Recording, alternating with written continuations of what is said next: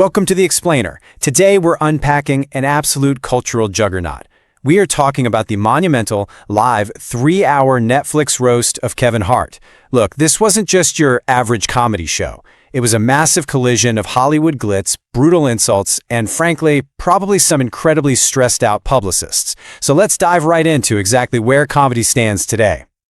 The big question hanging over all of this is, did this live event cross the line of basic human decency, or is crossing that line literally the exact, historically defined purpose of a roast? We're going to look at the hilarious highlights, the real-world drama, and the intense internet backlash that completely exploded the morning after. So here is our roadmap for today. First, a 3-hour comedy marathon. Second, the unfiltered highlight reel. Third, the inevitable public backlash. Fourth, comedy versus modern sensibilities. And finally, what roasts actually mean today. Okay, Section 1, a 3-hour comedy marathon. 17,000. That is how many screaming fans were packed into the Kia Forum in Los Angeles for this grand finale of the Netflix is a Joke Fest. And it's fascinating, right? Because you had this massive, glitzy, stadium-level production value, complete with an intro performance by Usher, and it was perfectly juxtaposed with the dark, raunchy, basement-level insults of a traditional comedy club. And get this, the broadcast ran for almost 3 solid hours. I mean, surviving a 3-hour TVMA live comedy marathon, that is an endurance sport. For the comedians, for the audience in the room, and let's be honest, for anybody's attention span sitting at home. When you throw that many unedited jokes at the wall for 180 minutes, you are absolutely guaranteed to have some spectacular hits and, well, some incredibly awkward, silence-inducing misses. Now, to really understand this event, you kind of have to understand the baseline rules of engagement. Historically, a roast operates under a sort of parliamentary immunity. It's a designated, completely consequence-free comedy zone, where the singular goal is to be as offensive, as ruthless, and as shockingly mean as humanly possible to the guest of honor. You literally sign up to be emotionally battered. That's the contract. Moving right along to Section 2, the unfiltered highlight reel. So Tom Brady, who was actually roasted by Hart previously, came out swinging. He delivered an absolute masterclass. He directly targeted Hart's very public 2017 cheating scandal. But the brilliant and wildly uncomfortable mechanic of the joke was this. Brady claimed he was way too classy to bring Kevin's wife, Eniko, into the mess. But then he immediately turns to the camera, looks right at Eniko, and flirts with her on live TV. It proved, right in that instant, that absolutely nobody in that room was safe. Then we got a moment of actual, unscripted reality. Katt Williams, who has fiercely criticized Kevin Hart for years, made a total surprise appearance. After a surgical 8-minute set just taking down Hart, the two men actually shook hands and squashed their 15-year beef right there on live TV. It was this rare, genuine olive branch just completely sandwiched between hours of utter savagery. But you know, even in a live broadcast, some things still end up on the cutting room floor later. Jokes aimed at Hart's fake nonprofit or brutal barbs from Draymond Green and Chelsea Handler were quietly scrubbed from the final archived version.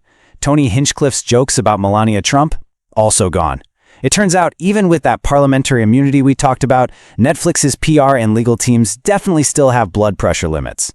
Yet underneath all the vitriol, there really is a foundation of respect. Cheryl Underwood arguably stole the night, closing her standing ovation set with this incredible line, "We only roast who we love, and we truly love you."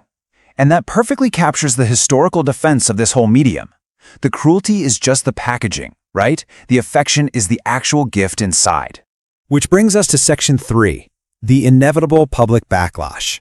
Sunday night, the Kia Forum is echoing with laughs. But by Monday morning, we witnessed some serious digital whiplash. Massive outrage erupted online over a specific joke made by comedian Tony Hinchcliffe regarding George Floyd. By Monday afternoon, Floyd's family had publicly condemned the bit.